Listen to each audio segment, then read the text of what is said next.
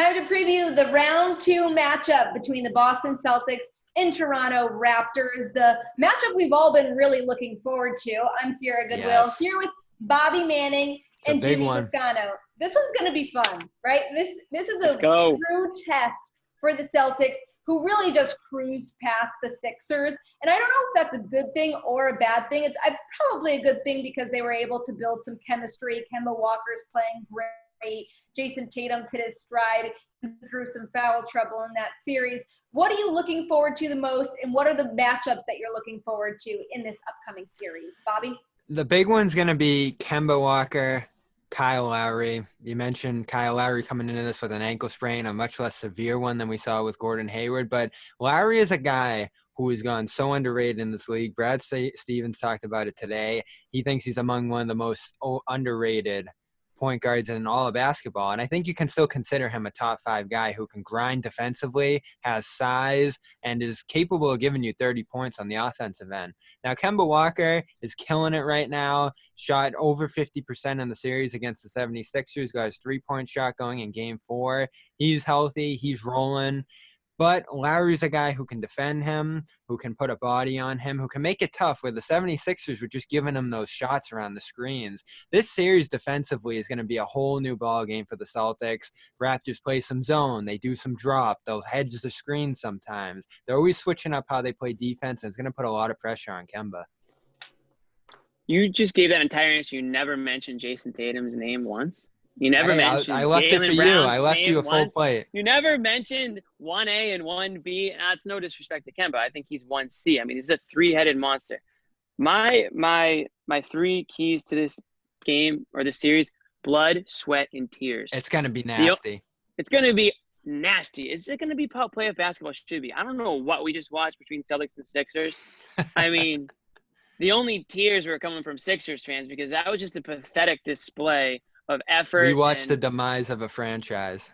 We watched the process of elimination, folks. Yeah. So, I mean, this is going to be different. this is going to be a lot different. And I've been saying all year that the Raptors, especially since we restarted the season, that the Raptors are a problem. Now, the Celtics kind of dismantled them when they returned to play here. And that gave me a little bit of more confidence in the Celtics. But not only that, the way the Celtics just dismantled the Sixers, I'm really, really liking the Celtics. And the one thing I've criticized the Celtics for is they don't have a lot of depth. But what their starting guys have shown me, even without Hayward, who, if they do get past the Raptors, sounds like he might be back for Eastern Conference Finals. Even without Hayward, slide Marcus Smart in there. Their starters are the best starting unit, I think, in the NBA, just from 1 to 5. And like, I'm not gonna bet against them right now. I'm liking the stride they're in. Sierra, to answer your question, it's a good thing that they swept the Sixers. It's not a bad thing. They're just clicking on all cylinders right now. So I expect them to pick up where they left off, and they don't have to travel to Toronto and play in that really tough. That's huge environment. Yep. That's huge. And I'll also throw in no Gordon Hayward. That's going to be a vital difference from the win in the bubble. True. They had nothing to play for. It was 3-1 during the year too. Siakam missed 2 of those games, so it's hard to go back on what's happened to this point. I'm worried about this one. I'm a little more worried than you because I think they match up defensively. Well, I'm not. I don't want to sound cocky. They're like the number 2 in the league. I do respect the Raptors. I mean, I've been as champions. Remember, they're champions. Right. They are. They are the champions. But in a series that, Jimmy, you said is going to be about blood, sweat, and tears, the one guy everyone would want on their team in a series like that is Marcus Smart. He's going to be a big game changer. He was throughout that Philly series. You know, if there's any bad blood between teams or players, Marcus Smart is right in the middle of it. So I guarantee he'll be right in the middle of any sort of defensive battle that this series has in store. Time for predictions. It's going to be a tough one. It's not going to be a Celtics sweep, I'll tell you that. Bobby, we'll start with you. I've been dreading this moment for a few days. I have to lean Raptors in 7. Traitor!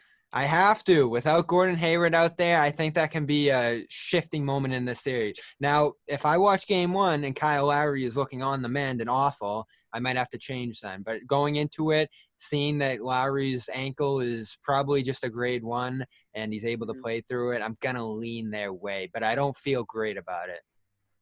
I'm operating that Lowry is going to be healthy, right? I mean, it doesn't sound like it's too serious.